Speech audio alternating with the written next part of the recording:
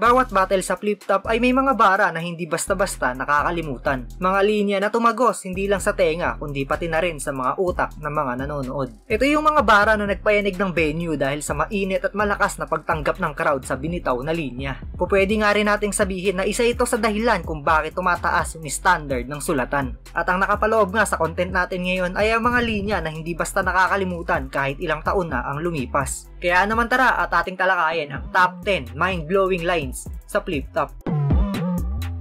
Simulan natin sa solidong bitaw ni Tipsy D sa naging bakbakan nila ni M-Zite. Dito ay pinangatawan na niya yung binansag sa kanya ng mga tao na uncrowned king. At ipinaalala niya sa lahat na kahit wala siyang titulo na pinanghahawakan ay naimarka na sa rap battle ang kanyang pangalan. Pero sige, palit tayo ng sitwasyon. Kung ako yung nag-champion ng tryouts, isa buhay at 2x2, malamang, sementado na ang aking pangalan. At dahil meron akong title, malamang, isa ako sa legendary at palaging relevant anumang era lumaban. At dahil meron akong title, malamang, kasama ako sa most viewed at palaging nasa top 10 ng mga tao. Ngayon, alisan niyo ako ng title. O di ba ganun pa rin? Wala namang nagbago!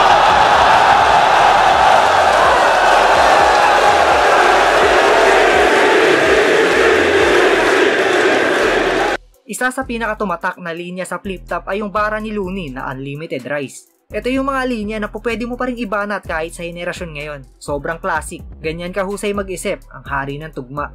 Kiki ka, ang dami mong alam!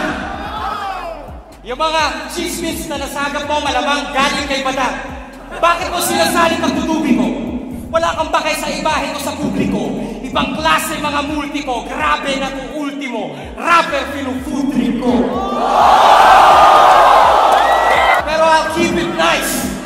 Bilang idol mo, bibigyan kita ng libreng advice. Marami ka pang kakainin bigas, unlimited rice. Kasi ano? Ano bang meron dito? Nagbabars ka? Nagkasariling bar to. Magaling kang mag-construct pero ma-establish pangalan ko. May title ka pero literal ang mga titulo ko. At hanggang multi ka lang, naging multimillionaire ako!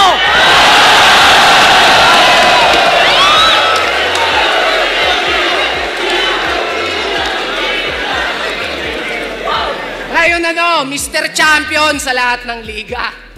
Tibay! Tingin mo mayayabang mo sa akin mga tropeyo mo at papugay? Hanggang kailan ka makikipagsuwagan ng sungay? Umay! Nasa pagalingan ka pa rin? Nasa pasarapan na ako ng buhay!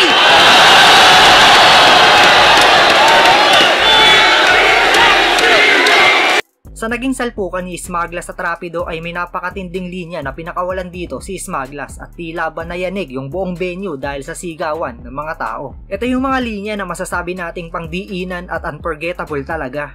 Oo, sinabi. Sabi sa Bible, di ba? Ipagkalat ang kaligtasan, huwag isikreto lang. Tama po, tama kapatid. Bilib ako sa tapang mong magpahayag.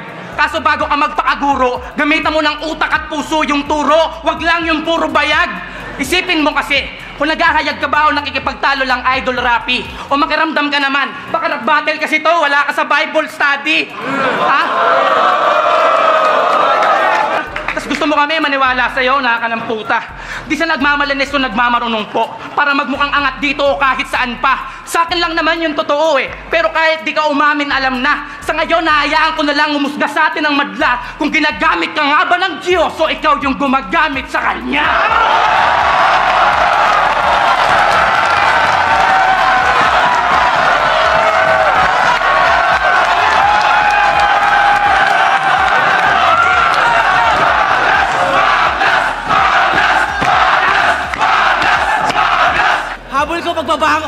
Habol ko pagbabago ngayon. Ako ay insurgent kasi lipas na panahon ng kaharap ko na third gen. So bagong takbo na to, yung finals paki-urgent para yung kuryente ni Sasuke tumalay sa current.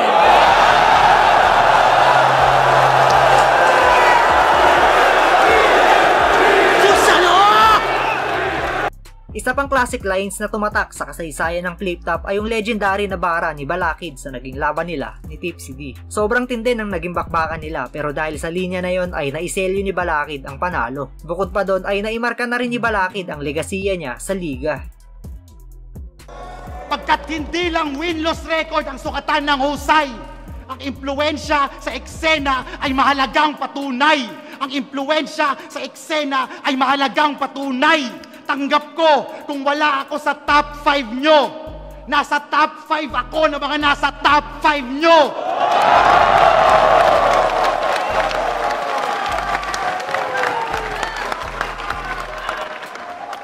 Tanggap ko kung wala ako sa top 5 nyo.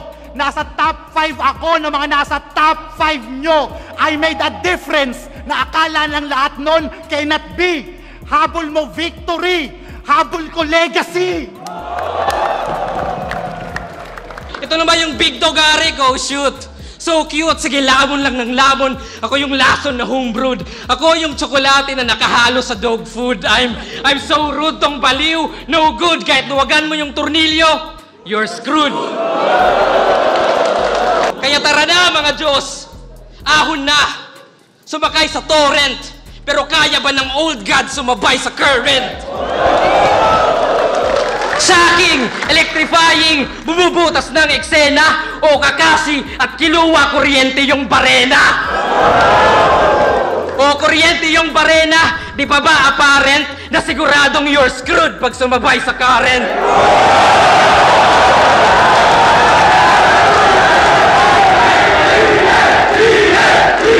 Ito naman, kakaibang atake yung ginawa ni Abra sa naging laban nila ni Aklas. Grabe yung sigawan ng mga tao dito, lalo na noong live event. Sobrang solid dahil sa linya na yon ay binaklas ni Abra yung matagal nang pinanlalait sa kanya.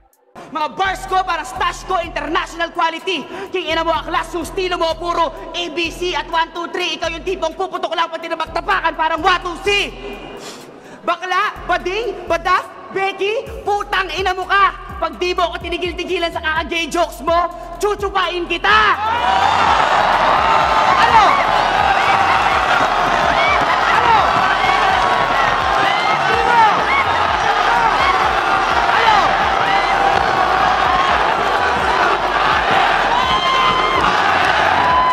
Yo, what's up? Umpisa na ang NBA season mga tol at tuloy-tuloy pa rin ang bonus at giveaway ni 1X. Click mo lang yung link na nakapin sa comment section para sa kompletong detalye. At syempre, wag mo rin kalimutang ilagay ang code na TB Lopez para sa ekstrang regalo. Isa pang panggulat moment at nagpainit sa buong venue ay yung ginawang freestyle ni Saint Ice sa biglaang pagbuhos ng ulan. Ito, grabe rin to. Sa mga nakanood ng live, paniguradong kakaibang experience yung makapanood ng ganong moment. Outdoor boys, paru-paru G, ba't adan, ba't adan.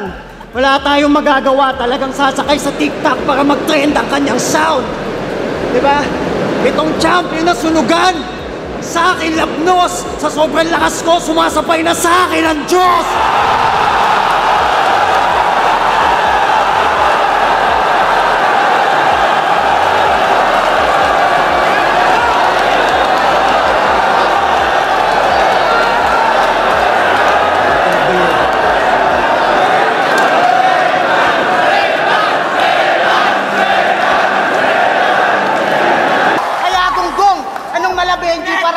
Kumadyanteng teknikal, ang dami mo pang kuskus balungos, naging Benji Paras ka lang naman dyan sa buhok mo, unti-unti na rin nauubos.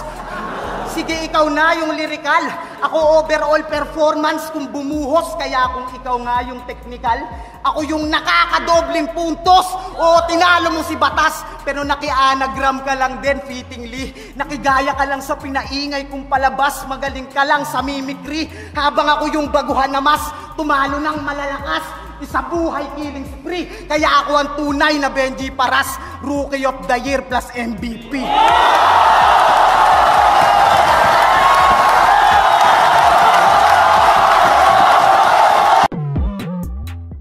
At ayan nga ang mga bara na nagpayanig sa eksena. Kayo ba mga tol, kaninong linya ang pinakatumatak para sa inyo? At may natatandaan pa ba kayong battle MC na nagbitaw ng solidong linya katulad ng nakapaloob sa content natin ngayon? Pwede nyo yan i-comment sa ibaba para maisama natin sa part 2. At kung nagustuhan mo yung ganitong usapan, especially yung rap battle topic, ay tumambay ka na dito sa ating YouTube channel. Marami pa tayong interesting content na paparating, kaya make sure na nakaklik ang notification bell button para maging updated sa mga susunod pa nating upload.